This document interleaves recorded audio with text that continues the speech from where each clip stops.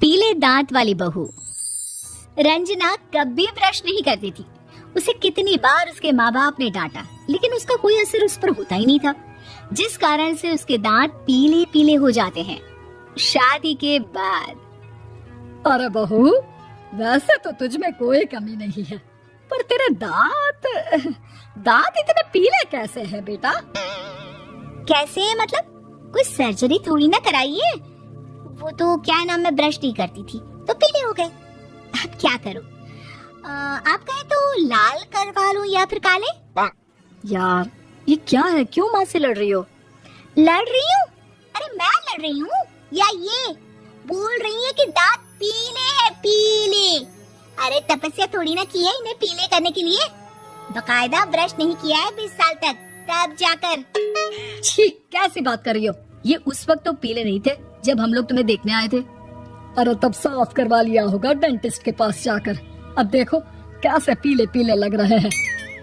रंजना सास की तरफ गुस्से से देखती है। फिर शुरू हो गई पीले पीले पीले। अरे पीले तो तब भी थे जब मेरे हाथ का रसगुल्ला उड़ा उड़ा कर खा रही थी और बोल रही थी, लड़की नहीं गुणों का खजाना दे रहे भाई साहब आप।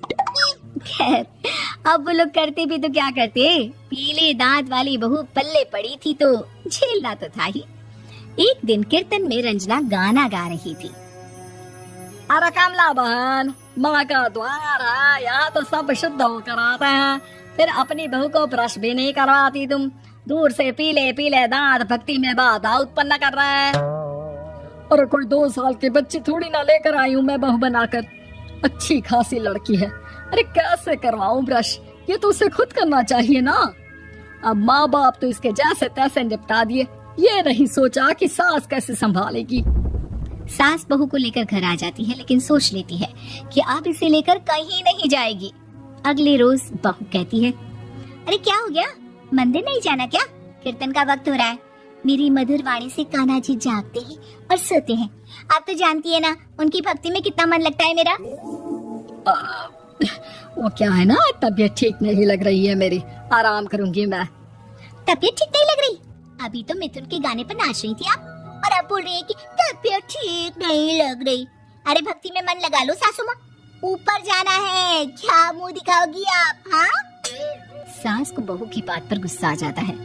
मैं क्या मुंह दिखाऊंगी, इसकी चिंता तो ना कर, समझी? अपने मुंह की चिंता कर, जो ये पीले पीले दांत लेकर हर जगह पहुंच जाती है। पता है लोग कितना मजाक बनाते हैं। ना जी ना, मैं नहीं जाना कहीं तेरे साथ।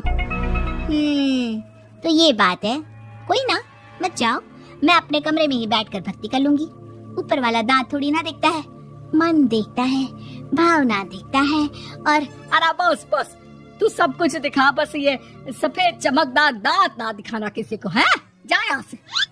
बहू को सास की बात का कोई फर्क नहीं पड़ता, वो तो जैसी थी वैसी ही रह जाती है। सुबह नहाकर किचन में खाना बनाना, फिर खाना खाना, कीर्तन भजन करना और सो जाना। एक दिन, माँ जी मैं सहेली के घर जा रही हूँ, शाम को लेट आऊंगी। हाँ हाँ तो जाना, मैंने कौन सा तेरी आरती करनी है घर पर बैठकर।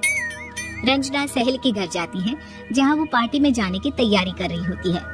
अरे शिखा, कहाँ जाने की तैयारी कर रही है? मैं गलत वक्त पर आ गई क्या? अरे नहीं यार, उल्टा सही वक्त पर आई है। मैंने ये साड़ी और ज्वेलरी निकाली है यार, शाम को इनके ऑफिस की एक पार्टी में जाना है। बताना कैसा लग रहा है ये सब? नहीं यार, इस ड्रेस के साथ तो वो वाली ज्वेलरी अच्छी लगेगी। हाँ हाँ सही बोल रही है, मैंने ध्यान ही नहीं दिया। वैसे तो हमेशा से मस्त फैशन सेंस रखती है। तो बड़ा जाती होगी ना पति के साथ पार्टी में। रंजना कुछ नहीं बोलती, बस सोचती है कि यार काश ये बात सही हो जाती, पर मैं क्यों नहीं जाती पार्टी में? क्या इन लोगों की कोई पार्टी होती नहीं होगी? रंजना घर आती है और रात में पति से सवाल करती है, एक बात बताइए, आप मुझे किसी पार्टी में क्यों नहीं ले जाते? क्या आपके यहाँ ऑफिस में पार्टी नहीं होती? पति बेचारा क्या कहता कि दांत पीले हैं तुम्हारे इसलिए। अरे कोई पार्टी होती नहीं हम लोगों के ऑफिस में, तो कहाँ से लेकर जाऊं? और मार्केट, मॉल, कहीं वीकेंड घूमना, कहीं तो। अरे यार सारे हफ्ते में एक छुट्टी मिलती है, तो सोचता हूँ कि आराम ही कर लूं। क्यों? रंजना मन मार के रह जाती है। पहले कभी सास के साथ मंदिर जाया करती थी, लेकिन वो भी सास ने ले जाना बंद कर दिया। घर बैठी बैठी रंजना बोर हो जाती है तभी उसे आइडिया आता है और वो मायके जाने का सोचती है। सासू माँ, 2 दिनों के लिए मम्मी के घर जा रही हूँ। अच्छा अच्छा ठीक है, आराम से जा। और हाँ, माँ से कुछ अच्छी आदत सीख कर आना कि कैसे शरीर के हर भाग की तरह दांतों की सफाई भी जरूरी होती है, समझी? शुरू हो गई ना आप। वो लोग आपकी तरह नहीं है कि छोटी छोटी बात का बतंगड़ बना दे। उन लोगों के लिए मैं मायने रखती हूँ, ना कि मेरे पीले पीले दांत।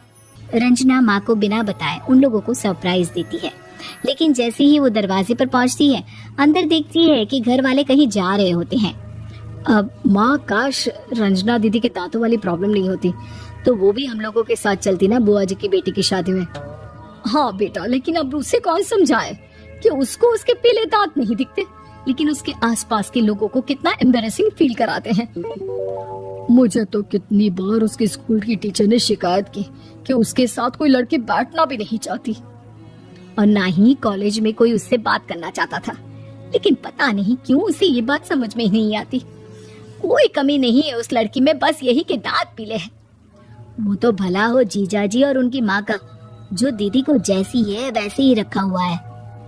रंजना को अपने घर वालों की बात सुनकर बहुत दुख होता है। वो सोचती है कि वो क्या करे, लेकिन फिर वो सीधा डेंटिस्ट के पास जाती है, अपने दांत चमकाती है और कसम खाती है कि वो रोज ब्रश करेगी। और क्या हो गया, तुम तो 2 दिनों के लिए गई थी ना, पर कोई ना, अच्छा है, चलो आ गई तो। रंजना सास के सामने आकर खड़ी हो जाती है और पूरी स्माइल करती है, उसके चमकदार दांतों को दिखाती हुई। हैं? चले मंदिर। माँ, मुझे माफ कर दीजिए, मैंने आप लोगों को बहुत एम्बैरेसिंग फील करवाया। मैं आज से रोज ब्रश करूंगी।